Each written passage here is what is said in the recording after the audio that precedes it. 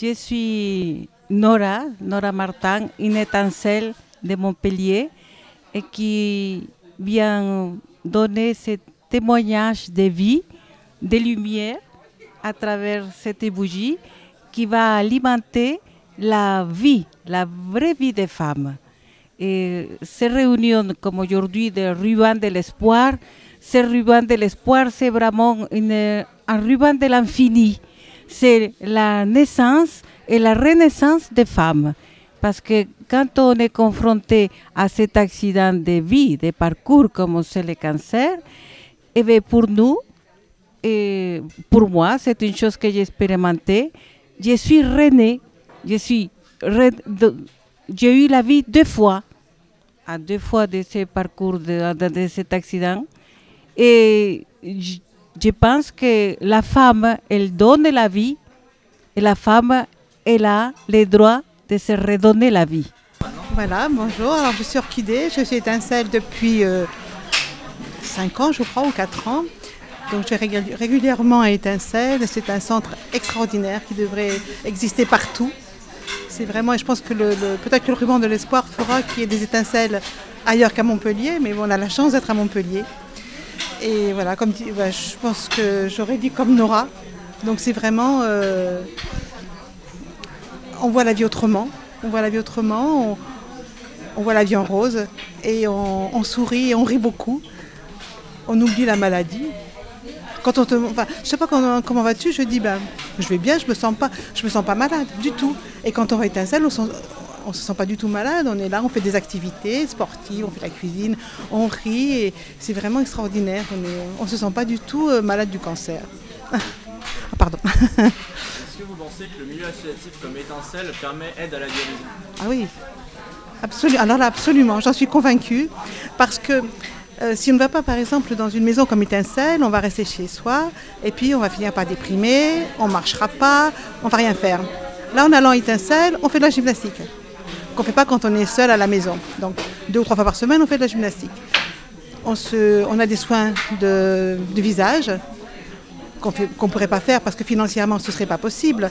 Je veux dire qu'il y a un tas de choses qui font qu'on revit, que c'est vraiment... c'est vrai que la vie nous est donnée quand on rentre à Étincelle. Donc je pense qu'effectivement, c'est grâce à Étincelle qu'on revit. Oui, c'était au moment de l'intervention chirurgicale à Val d'Orel, dont il y a aussi une association. Et là, une dame m'a dit il existe Étincelle. Alors, déjà, ce nom d'Étincelle, avant de rentrer à l'intervention, ça m'a redonné vraiment l'espoir. J'ai dit, une fois que je suis opérée, je vais à Étincelle. Ce mot est magique, je pense. C'est bon, ça fait comme un feu d'artifice. Ce feu d'artifice, on le trouve dans quoi? On le trouve dans le respect déjà. Quand on va à Étincelle, il y a le respect de la femme.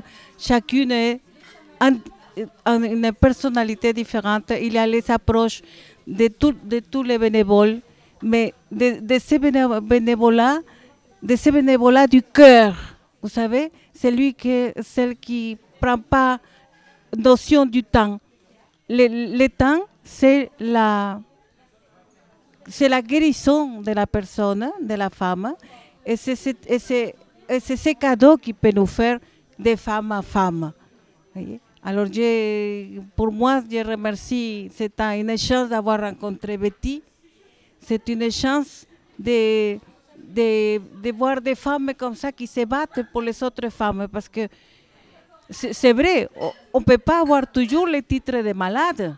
Attention, on n'est pas des malades. On est déjà en voie de guérison, on était déjà intervenu, on était déjà, comment dire, on laisse la science faire son travail et nous les femmes, on fait aussi notre travail de récupérer, de récupération et de porter à chacun de nos entourages, la famille, le bien-être, ce bien-être d'exister de partout, en ayant, comment dire, la chance d'être dans un pays où il a on a tout.